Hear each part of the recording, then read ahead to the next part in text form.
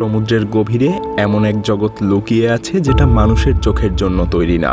আমরা উপর থেকে যে শান্ত নীল পানি দেখি তার নিচেই ধীরে ধীরে শুরু হয় এক ভিন্ন বাস্তবতা, যেখানে আলো হারিয়ে যায় আর জীবন এমন রূপ নিতে শুরু করে যেগুলো আমাদের কাছে প্রায় অবাস্তব মনে হয়। আমরা চাঁদে গিয়েছি, দূরের গ্রহ এমনকি মহাবিশ্ব নিয়েও জানছি, কিন্তু আমাদের নিজেদের এই পৃথিবীর সমুদ্রের ৫% এখনও আমরা পুরোপুরি দেখতে পারিনি। ভাবুন, আমাদের সবচাইতে কাছের জগৎটাই এখনও আমাদের অজানা। সমুদ্রের উপরের স্তর, যেটাকে বলা হয় সানলাইট জোন, এখানেই সবকিছু সবচেয়ে পরিচিত। সূর্যের আলো পড়ে, প্লাঙ্কটন সেই আলো থেকে শক্তি তৈরি করে, অর্থাৎ ছোট মাছ যেগুলো খায়, বড় মাছ ছোট মাছকে খায়, আর এভাবেই বিশাল এক খাদ্যচক্র তৈরি হয়। সবকিছুই স্বাভাবিক আর আমাদের পরিচিত পৃথিবীর মতোই মনে হয়, কিন্তু আপনি যতই নিচে নামতে থাকবেন এই স্বাভাবিক পৃথিবীটা ধীরে ধীরে বদলাতে শুরু করবে। প্রায় ২০০ মিটার নিচে নামলেই আলো দুর্বল হয়ে আসে, আর এখান থেকেই শুরু হয় টুয়াইলাইট জোন, একটা অদ্ভুত সীমান্ত যেখানে আলো আছে আবার নেইও। সূর্যের আলো পৌঁছায় ঠিকই, কিন্তু এতটাই দুর্বল যে আর কোনো জীবনকে সে শক্তি দিতে পারে না। নেই কোনো গাছ, নেই কোনো সবুজ, শুধু ধীরে ধীরে নামতে থাকে গভীর অন্ধকার। তাহলে এই অন্ধকারে জীবন কিভাবে টিকে থাকে? উত্তরটা আসে উপর থেকে। মৃত প্লাঙ্কটন, ভাঙা জীব আর ক্ষুদ্র কণার স্তর ধীরে ধীরে নিচে নামে। আমাদের কাছে এটা তুচ্ছ মনে হলেও এই অন্ধকার জগতের জন্য এটাই বেঁচে থাকার ভিত্তি। এই জগতের প্রাণীগুলো একদম আলাদা। অনেকের শরীর এতটাই স্বচ্ছ যে ভেতরের অঙ্গ পর্যন্ত দেখা যায়, যেন তারা অদৃশ্য হয়ে যেতে চায়। এই স্বচ্ছতা তাদের লুকিয়ে থাকার কৌশল, কারণ এই অন্ধকারে দেখা যাওয়া মানেই বিপদ।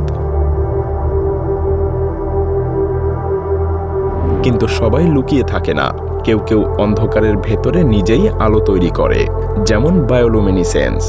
এই আলো এখানে শুধু সৌন্দর্য না, বরং বেঁচে থাকার অস্ত্র।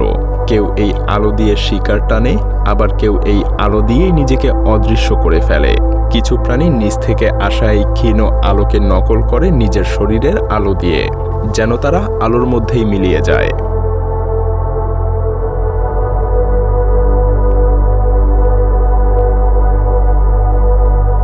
আরও আছে এক বিশাল রহস্য।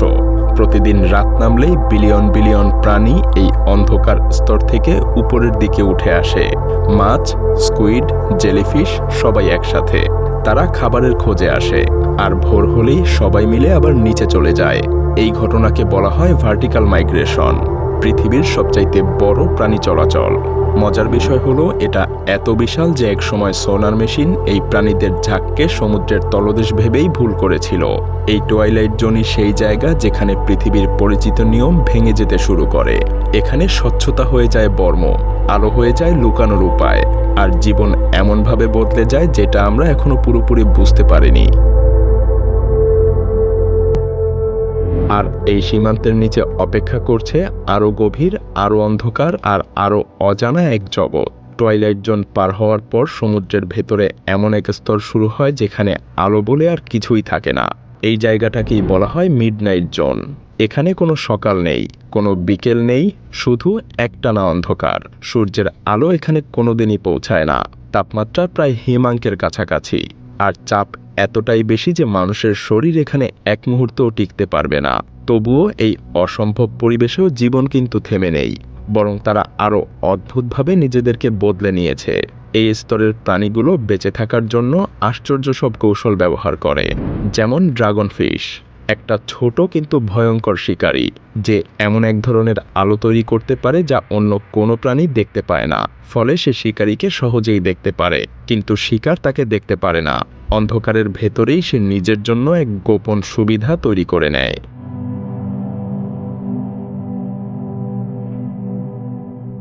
আবার কিছু প্রাণী পুরোপুরি অদৃশ্য হয়ে যাওয়ার পথ বেছে নিয়েছে।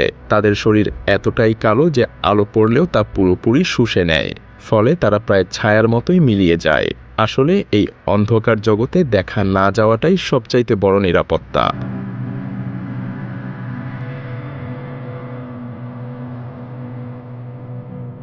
এই স্তরের সবচাইতে অদ্ভুত শিকারীদের একটা হলো অ্যাঞ্জেল ফিশ।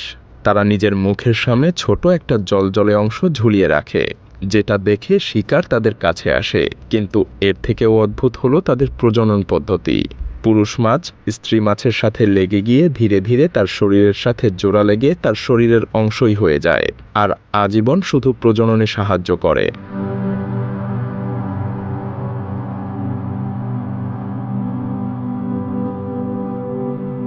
মিডনাইট জোনের পরে শুরু হয় অ্যাবিস জোন, সমুদ্রের তলদেশের বিশাল এক নিস্তব্ধ সমতল।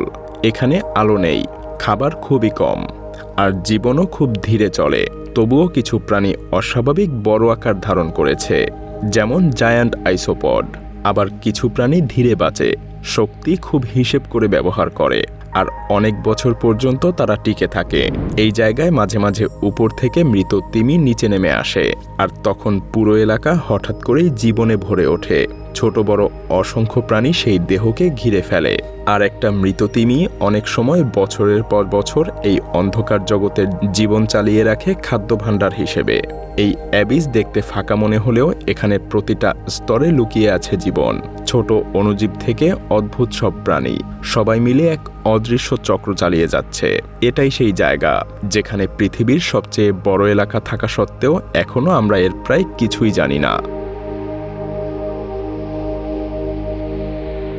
আর এর নিচেই অপেক্ষা করছে আরও গভীর, আরও চাপের এবং আরও রহস্যময় এক জগৎ। অ্যাবিসের পরে শুরু হয় সমুদ্রের সবচাইতে গভীর আর সবচাইতে রহস্যময় স্তর, হাডাল জোন।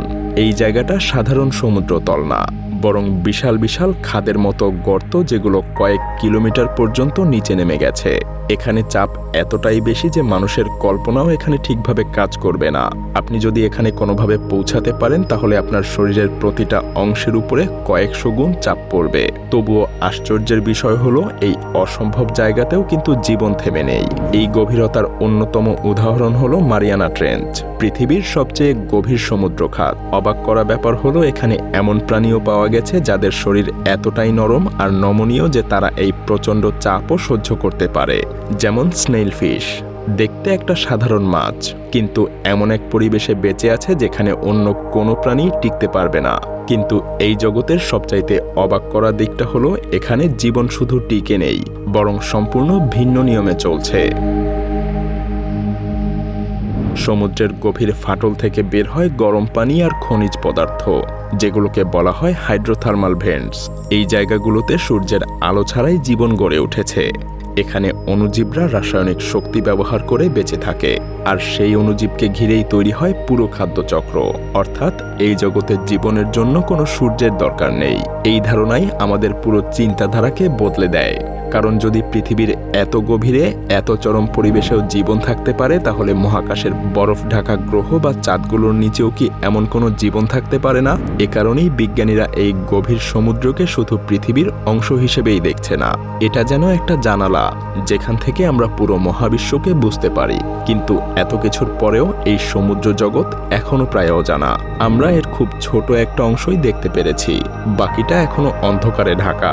সমুদ্রের এই গভীর স্তরগুলো আমাদেরকে একটা জিনিস পরিষ্কার করে দেয়: আমরা যতই উন্নত হই, পৃথিবীর অনেক রহস্য এখনো আমাদের ধরাছোঁয়ার বাইরে। সমুদ্র শুধু পানি না, এটা সম্পূর্ণ আলাদা এক পৃথিবী, যেখানে প্রতিটা স্তরে নতুন নিয়ম, নতুন জীবন, নতুন রহস্য অপেক্ষা করে। আর হয়তো আমরা এখনো সেই গল্পের শুরুতেই আছি।